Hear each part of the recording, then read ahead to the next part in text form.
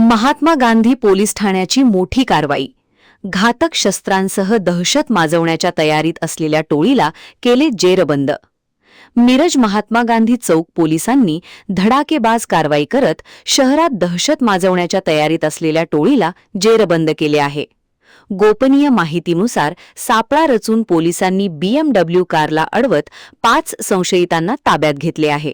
यामध्ये हद्दपार व रेकॉर्डवरील सराईत आरोपी इजाज उर्फ एजाज शेख राहणार अमननगर मिरज याच्यासह सौरभ कोळेकर राहणार दत्त कॉलनी मिरज, शंकर फुले राहणार मैशाळ रोड मिरज, बदरुद्दीन दर्यावर्दी समीर शेख दोघे राहणार अमननगर मिरज यांचा समावेश आहे.